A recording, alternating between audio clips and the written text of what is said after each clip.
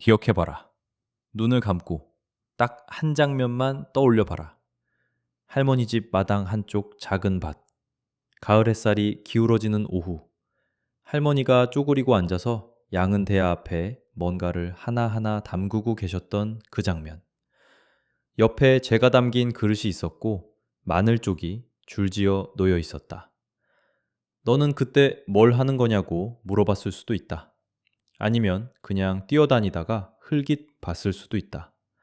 어쨌든 깊이 묻지 않았다. 그냥 할머니가 하는 일이려니 했다. 그런데 가을마다 할머니 밭 마늘은 달랐다. 이웃밭 것보다 알이 굵었다. 쪽이 많았다. 그리고 겨울 내내 광에 걸어두어도 봄까지 쪼그라들지 않았다. 너는 그냥 할머니 손이 좋으셔서 그런 거라고 생각했다. 땅이 좋아서, 아니면 그냥 운이 좋으셔서. 그런데 손이나 운이 아니었다. 심기 전에 하루를 쓰는 그 준비가 달랐다. 그 준비가 수확을 만들었다. 지금 너는 마늘을 키운다. 할머니랑 똑같이 심는다고 생각한다. 그런데 왜 다를까? 왜 알이 작고, 왜 쪽이 적고, 왜 겨울에 금방 쭈글쭈글해지는 걸까? 비료도 줬다. 물도 줬다. 잡초도 뽑았다. 그런데 결과가 다르다. 딱 하나가 빠졌다. 할머니가 심기 전에 하셨던 그 하루. 그게 뭔지 오늘 처음으로 말해준다. 끝까지 들어야 한다. 중간에 끊으면 반쪽짜리 지식만 갖고 가는 거다. 먼저 계산부터 해보자. 마늘 전용 비료 한 포대 25,000원이다. 한 시즌에 2번 준다. 5만 원.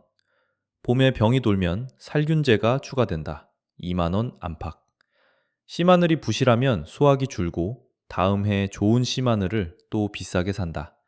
저장 중 썩는 것까지 합치면 한 시즌에 10만 원 가까이 쓰면서도 결과는 그저 그렇다. 알이 작고 쪽이 적고 겨우내 절반은 버린다. 이제 다른 방향을 보자. 할머니가 쓰신 방법. 전체 비용이 얼마인지 아나? 쌀뜨물 한 그릇이다. 재 한 줌이다. 집에 있는 것들이다. 따로 살 필요가 없다. 그런데 결과가 다르다. 알이 굵다. 쪽이 많다. 오래 저장된다. 어떻게 이런 차이가 날 수 있는지 그 이유를 알려면 먼저 한 분의 이야기를 들어야 한다. 경북 안동 풍산읍에 김순례 할머니라는 분이 계셨다. 지금은 돌아가셨지만 생전에 마늘을 40년 넘게 키우셨다. 이분의 마늘은 동네에서 소문이 자자했다. 한 뿌리에서 쪽이 10개 이상 나왔다. 알이 컸다. 한겨울에 광처마에 묶어 걸어두어도 이듬해 봄까지 단단함을 잃지 않았다. 이웃들이 해마다 물었다. 어찌 그렇게 키우는 거냐고. 할머니는 웃으시면서 말씀하셨다. 심기 전에 잘 재워야지. 그게 다야. 재운다는 게 뭔지 물어보면 그냥 하룻밤 재운다고만 하셨다. 뭘로 재우냐고 하면 집에 있는 거로 하셨다. 말씀이 더 이상 나오지 않으셨다. 당신한테는 너무 당연한 일이라서 굳이 설명할 것도 없었던 거다. 할머니가 돌아가신 뒤에 유품을 정리하다가 작은 공책이 나왔다. 표지가 닳고 모서리가 구겨진 공책이었다. 65년부터 78년까지 직접 쓰신 농사 일기였다. 그 안에 적혀 있었다. 마늘 심는 날 전날 씨마늘을 쌀뜨물에 하룻밤 담갔다가 꺼내어 그늘에 2시간 말린 후 재거름 가루에 굴려서 심는다. 쌀뜨물과 재. 그게 전부였다. 공책은 지금 손녀가 갖고 있다. 손녀가 이 방법대로 처음 해봤던 그해 가을 수확이 달라졌다고 했다. 알 크기가 달랐다. 쪽수가 달랐다. 저장 중 손실이 줄었다. 그래서 이 이야기가 세상에 나오게 됐다. 지금 네가 듣고 있는 이 이야기가.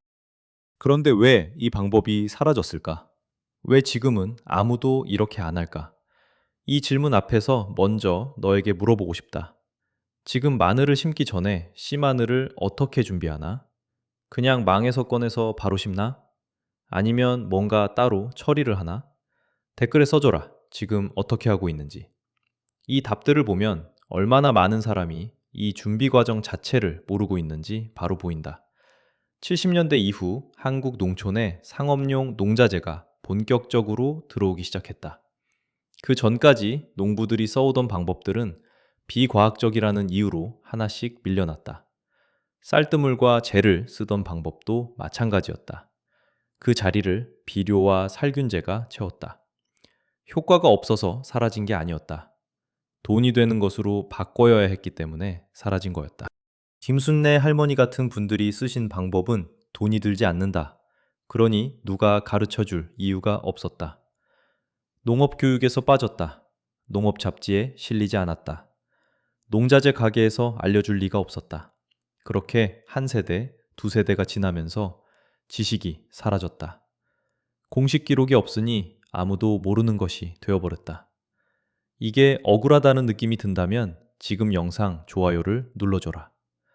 김순례 할머니처럼 40년을 밭에서 살면서 쌓은 지식이 아무도 묻지 않았다는 이유로 공책 속에 묻혀버린 그 모든 분들을 위해서 그분들의 지식이 지금이라도 더 많은 사람에게 닿도록. 그럼 쌀뜨물과 제가 마늘에게 실제로 무슨 일을 하는지 알려주겠다. 마늘을 심기 전에 씨마늘을 준비하는 과정에서 가장 중요한 것은 두 가지다. 하나는 싹이 고르게 트도록 세포를 깨우는 것이고, 다른 하나는 땅속 곰팡이와 세균으로부터 씨마늘 표면을 미리 지키는 것이다. 쌀뜨물이 하는 일부터 이야기한다. 쌀을 씻을 때 나오는 그 뿌연 물, 거기에는 쌀 표면의 전분, 비타민 B 계열 성분들, 작은 무기질들이 섞여 있다. 이것들이 마늘 쪽 표면을 통해 안으로 스며들면서 세포 활동을 자극한다. 자는 아이를 살짝 깨우는 것과 같다. 심기 전에 이 자극이 없으면 마늘은 땅 속에서 더 오래 잠들어 있는다. 그 시간 동안 병이 들기도 하고 뿌리를 내리는 속도가 느려지기도 한다. 쌀뜨물에 담가두면 마늘이 빠르게 깨어나서 땅에 들어가자마자 뿌리를 내리기 시작한다. 뿌리가 일찍 내리면 겨울 동안 영양 흡수가 늘어난다. 그게 봄에 알이 크게 자라는 기반이 된다. 제가 하는 일을 이야기한다. 아궁이나 화목난로에서 나오는 나무재, 그 회색빛 가루가 뭔지 아나? 칼륨이다. 칼슘이다. 알칼리 성분이다. 마늘 표면에 재가루를 묻히면 두 가지 일이 동시에 일어난다. 첫째, 알칼리 환경이 만들어지면서 곰팡이 포자가 씨마늘 표면에 자리를 잡지 못한다. 마늘이 땅속에 들어가기 전에 미리 방어막을 치는 것이다. 둘째, 칼륨이 씨마늘에 스며들면서 뿌리 발달과 알 형성을 돕는다. 칼륨은 마늘이 굵게 자라는데 가장 중요한 영양소다. 비료로 칼륨을 공급하면 돈이 들고 흙에 남아 부작용이 생기기도 한다. 재로 공급하면 자연스럽게, 천천히, 정확히 필요한 만큼 스며든다. 쌀뜨물이 깨운다. 재가 지킨다. 이 두 가지가 합쳐지면 마늘이 땅속에 들어가기도 전에 이미 준비된 상태가 된다. 아무 준비 없이 그냥 심는 것과 이렇게 준비하고 심는 것은 출발점 자체가 다르다. 그 차이가 수확할 때 알 크기와 쪽수로 나타난다. 지금 이런 생각이 드는 사람이 있을 거다. 그럼 왜 쌀뜨물이어야 하나? 그냥 물은 안 되나? 된다. 그냥 물에 담가 두어도 아무것도 안 하는 것보다는 낫다. 그런데 쌀뜨물이 더 잘 된다. 이유는 단순하다.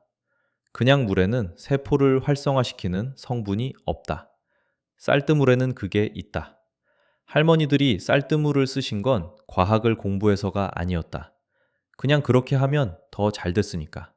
수십 년을 직접 관찰하면서 남긴 결론이 쌀뜨물이었다. 재에 대해서도 질문이 올 거다. 요즘은 아궁이가 없는데 재를 어디서 구하냐고. 두 가지 방법이 있다. 하나는 화목 난로를 쓰는 이웃에게 받는 것이다. 재는 남아 돌아서 버리는 경우가 많다. 다른 하나는 숯가루를 쓰는 것이다.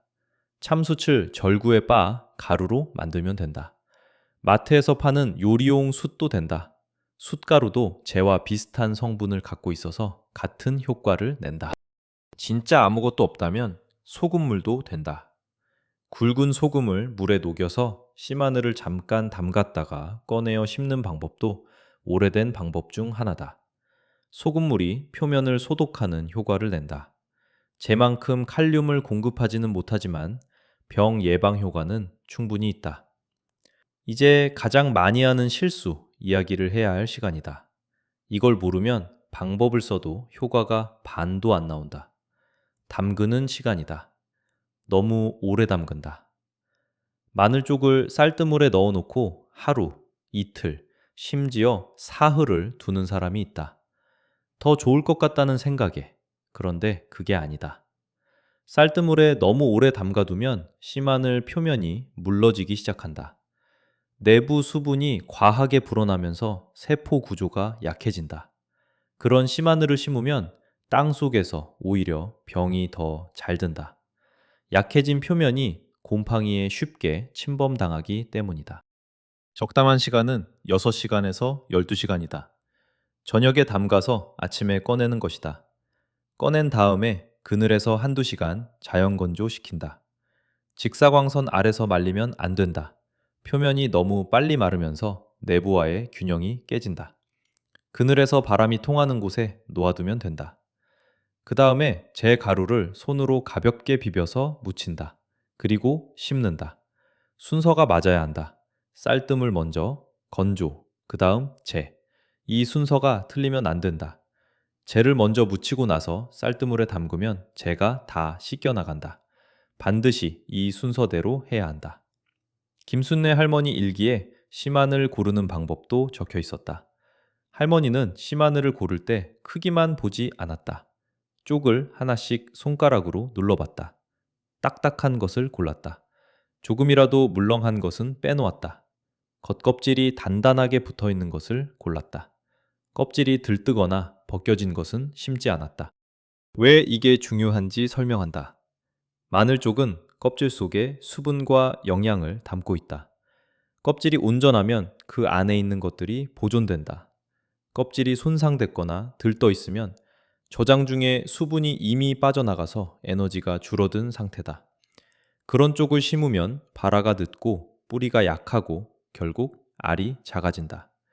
비싼 씨마늘을 사도 고르는 과정을 걸으면 소용이 없다. 딱딱하고 껍질이 온전하고 무게감이 있는 것. 이 세 가지가 좋은 씨마늘의 조건이다. 손으로 만져봐라. 손이 안다. 할머니들이 눈이 아닌 손으로 씨마늘을 고른 이유가 있었다. 지금 댓글에 하나만 써줘라. 지역 이름이랑 올해 마늘 심는 달.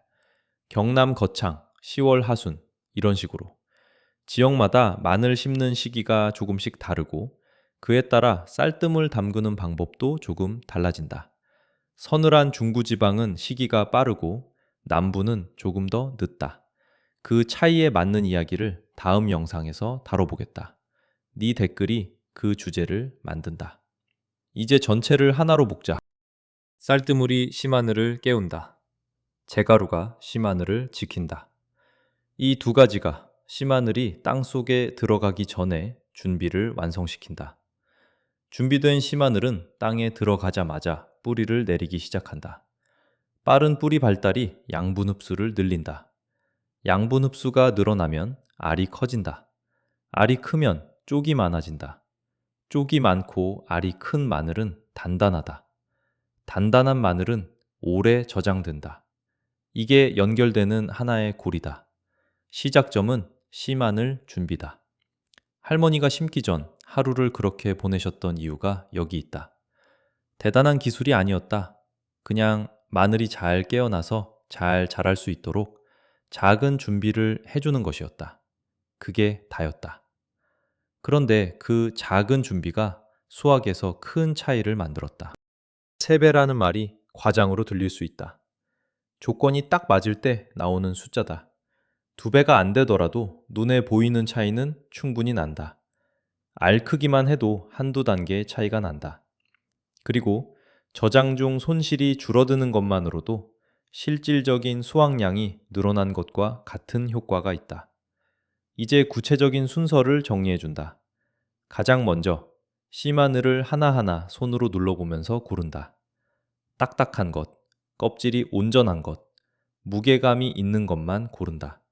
물렁하거나 껍질이 들떠 있는 것은 버린다. 다음으로 저녁에 쌀을 씻을 때 첫 번째 씻은 물을 따로 받아둔다. 씨마늘이 잠길 만큼 그릇에 붓고 담근다. 6시간에서 12시간. 이것보다 길면 안 된다. 아침에 꺼내서 신문지나 채반 위에 올려놓고 그늘에서 말린다. 겉면이 축축하지 않은 느낌이 들 때까지 2시간 정도면 된다. 그 다음 제 가루를 손바닥에 조금 올려두고 씨마늘을 굴리듯 비벼서 표면에 묻혀준다. 두껍게 입힐 필요 없다. 얇게 전체적으로 묻으면 된다. 그 상태로 심는다.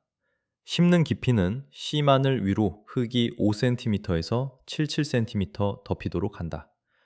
뾰족한 끝이 위를 향하게 바로 세워서 심는다. 심고 나서 볏짚이나 낙엽으로 얇게 덮어준다. 겨울 동안 흙 온도가 안정되고 수분이 유지되고 잡초도 덜 난다. 봄에 싹이 올라오면 짚을 걷어주거나 그대로 두어도 된다. 이 5단계가 전부다. 대단한 기술이 필요하지 않다. 특별한 도구도 없다. 돈이 들지 않는다. 시간은 하루다. 그 하루가 수확을 바꾼다. 마늘 저장 이야기도 해야 한다. 마늘을 잘 키워서 수확했는데 저장 중에 썩거나 쪼그라들면 그게 다 손실이다. 이 손실을 줄이는 방법도 할머니 일기에 적혀 있었다. 수확한 마늘은 줄기를 바로 자르지 말고 묶어서 그늘에 매달아 둔다. 통풍이 잘 되는 처마 밑이 좋다. 줄기와 잎이 달린 상태에서 서서히 마르게 두는 것이다. 이 과정에서 줄기에 남아있는 영양분이 알 쪽으로 이동한다. 그러면 알이 더 단단해지고 오래 간다. 서두르지 않는 것이 핵심이다. 수확하자마자 줄기를 자르고 바로 보관하면 저장 기간이 짧아진다. 3주에서 한 달 정도 그늘에 걸어두고 자연 건조시킨 다음에 줄기를 자르고 망에 담아 보관하면 훨씬 오래 간다.